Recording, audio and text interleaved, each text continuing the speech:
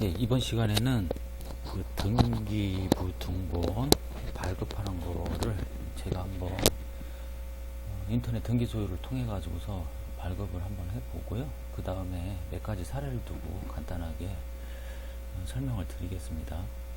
이 인터넷 치셔가지고서 대한민국 법원 인터넷 등기소 포털 사이트에다가 인터넷 등기소 하시면은 바로 뜹니다. 그쪽 들어가셔서 소재 지번으로 찾기 해서 만약에 이제 건물이다 하나만 볼게요. 대전광역시 선화동 저기 사무실에 있는 거 볼게요.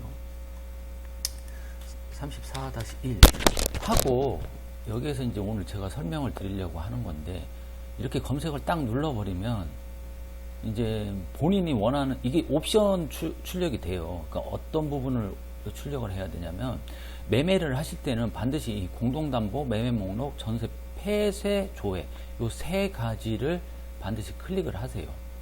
이게 통상적으로 그 원룸 전월세 같은 경우에는 그냥 현재 유효사양만 하고 하는데 매매를 하실 때는 반드시 그 부동산에 대한 히스토리를 알아야 됩니다.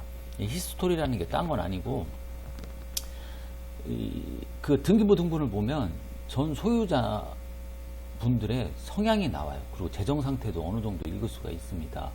근데 현재 유효 상태만 딱 읽게 되면은 너무 심플하게 나와가지고 소유자 누구누구 뭐 근저당권 얼마 이렇게 돼 있는 것들이 뭐 대다수이긴 한데 이제 임야, 토지, 그리고 상가 건물 이게 소유권이 자주 변동된 것들 그리고 담보 제공을 많이 한 것 같은 경우에는 반드시 공동담보 목록하고 매매 목록을 클릭 폐쇄 조회까지 해서 이렇게 조회를 하시면 돼요. 그러면 이렇게 뜹니다. 그래서 선택 하셔가지고서 열람을 하셔야 돼요. 이건 자 이게 선화동 34-1 있는데 이렇게 출력을 하시면은 이게 보시기에 이런 등기가 이제 출력이 됩니다. 물론 PDF나 JPG로 저장도 가능합니다. 자 여기에서 이제 보실 거는 뭐냐면 일반적으로 이건 뭐 다가군데요. 다른 번지수인데 이렇게 소유자 갑구에 소유자 있는 소유자하고 그 근저당권 이게 이제 보통 샘플입니다. 샘플 일반적인 도시 지역에 있는 거. 근데 이렇지 않고 막 덕지덕지 막 여러 가지가 쓰여 있는 게 있어요. 특히 임야나 공장이나 창고를 보게 되면은 아주 막 어떤 경우에는 50페이지까지 나와요. 무슨 소설책도 아니고. 근데 그걸 하나하나 한번 다 읽어보실 필요가 있습니다. 아 그리고 이게 좋은 뭐 지난번에 제가 신탁등기 한번 얘기 드린 거 있죠. 신탁등기 말소 해가지고 원인 신탁재산 귀속 있네요.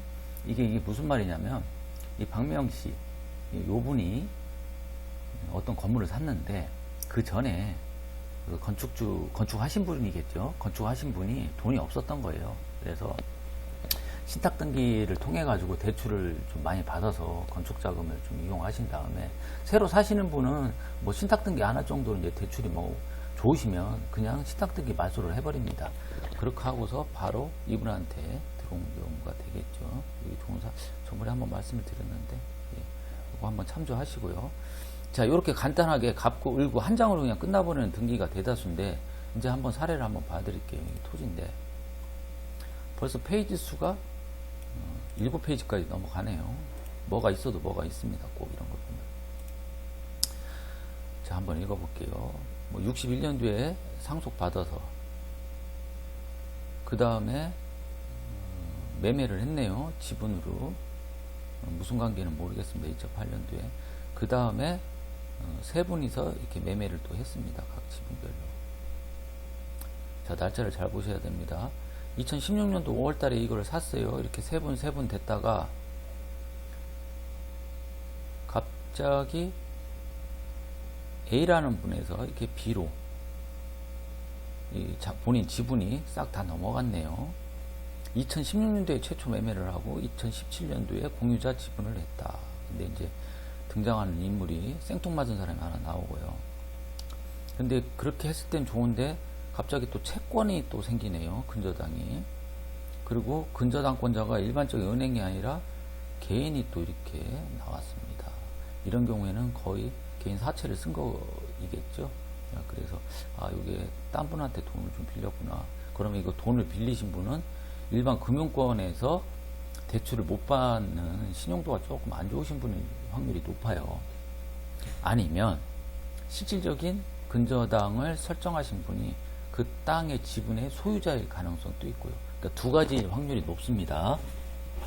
자기가 소유권을 이전받아 가지고서 딱 같은 경우도 있지만 이런저런 이유로 다른 사람 앞으로 등기를 쳐놓은 상태에서 자기가 소유권에 이전 안 받는 경우가 많아요.